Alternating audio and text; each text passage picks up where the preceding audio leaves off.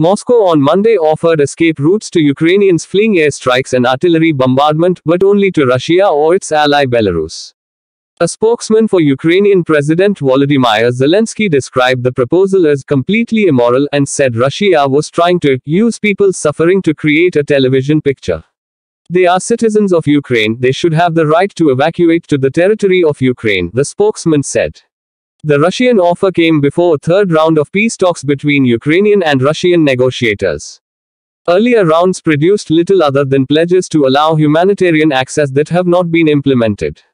2 days of failed ceasefires in the besieged southern port city of Mariupol have left hundreds of thousands trapped without food and water under relentless bombardment. In the town of Makariv in the Kyiv region, at least 13 civilians were killed in a Russian airstrike on a bread factory. As Russian and Ukrainian delegations assembled for the ceasefire talks, a Ukrainian negotiator urged Russia to stop its assault on Ukraine, which the UN said had created 1.7 million refugees. After Monday's third round of peace talks between Ukrainian and Russian negotiators, Russia's UN ambassador, Vasily Nebenzia, told the UN Security Council that Russia would carry out a ceasefire Tuesday morning and open humanitarian corridors leading away from Kyiv, Mariupol, Sumy and Chernihiv. Zelensky expressed skepticism, saying that instead of an agreement on humanitarian corridors, what Ukraine got Monday was Russian tanks, Russian Grad rockets, Russian mines. The two sides held a third round of talks Monday, with Russia's top negotiator, Vladimir Medinsky, saying afterward that no progress was made toward a political settlement that would end the war. The country's foreign ministers are scheduled to meet Thursday in Turkey, according to that country's top diplomat. In a few minutes, we will start talking to representatives of a country that seriously believes large-scale violence against civilians as an argument, Ukrainian negotiator Mikhailo Podolyak said. Prove that this is not the case.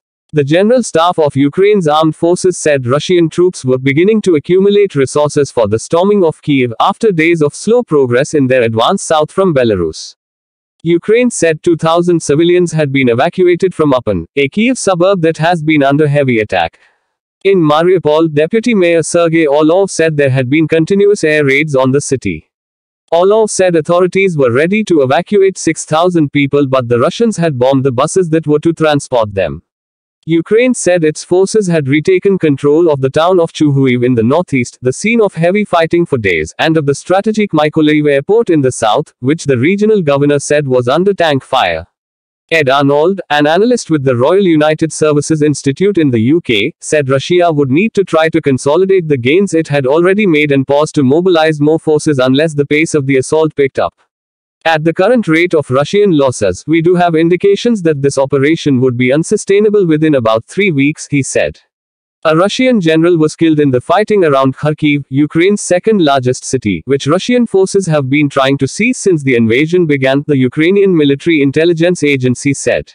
It identified him as Major General Vitaly Gerasimov, 45, and said he had fought with Russian forces in Syria and Chechnya and had taken part in the seizure of Crimea in 2014.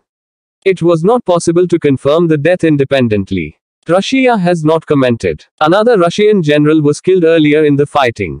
A local officers' organization in Russia confirmed the death in Ukraine of Major General Andrei Sukhovetsky, the commanding general of the Russian 7th Airborne Division. Sukhovetsky also took part in Russia's military campaign in Syria. U.S. Secretary of State Antony Blinken visited Lithuania and Latvia on Monday to calm any fears that they and Estonia, which he'll visit Tuesday, have about their security in the event Russia expands its military operations.